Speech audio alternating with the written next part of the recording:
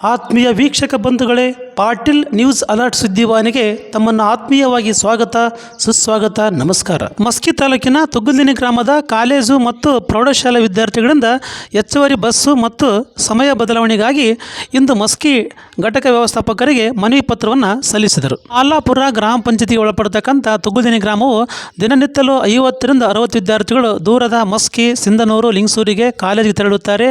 ಹೀಗಾಗಿ ತುಗ್ಗಲ್ದಿನ್ನಿಂದ ಬೆಳಗ್ಗೆ 8 ಗಂಟೆ 30 ನಿಮಿಷಕ್ಕೆ ಮಸ್ಕಿಗೆ ಒಂದು ಬಸ್ಸು, ನಂತರ ಮಸ್ಕಿಯಿಂದ ತುಗ್ಗಲ್ದಿನ್ನಿಗೆ ಸಂಜೆ 4 ಗಂಟೆ 30 ನಿಮಿಷಕ್ಕೆ ಒಂದು ಬಸ್ ಇರುತ್ತದೆ.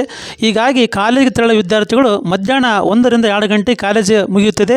ಹೀಗಾಗಿ ಕಾಲೇಜು ಮುಗಿದಿರ್ತಕ್ಕಂಥ ವಿದ್ಯಾರ್ಥಿಗಳು ಮಸ್ಕಿಯಲ್ಲಿ ಸುಮಾರು 2.5 ಗಂಟೆ ಕಾಯ್ತಕ್ಕಂಥ ಸಂದರ್ಭ ಒದಗಿ ಬಂದಿದ್ದು, ಹೀಗಾಗಿ ವಿದ್ಯಾರ್ಥಿಗಳಿಗೆ ಅನೇಕ ಸಮಸ್ಯೆ, ತೊಂದರೆಗಳಿಗೆ ಈಡಾಗುತ್ತಿದ್ದು, ವಿದ್ಯಾರ್ಥಿಗಳ ಹಿತದೃಷ್ಟಿಯಿಂದ ಮಧ್ಯಾಹ್ನ 2 ಗಂಟೆಗೆ ಮತ್ತೊಂದು ಹೆಚ್ಚುವರಿ ಬಸ್ ಬಿಡಬೇಕಂತಂದು ಇಂದು ವಿದ್ಯಾರ್ಥಿಗಳು ಮಸ್ಕಿ ಘಟಕ ವ್ಯವಸ್ಥಾಪಕರಿಗೆ ಮನವಿ ಪತ್ರವನ್ನು ಸಲ್ಲಿಸಿದರು.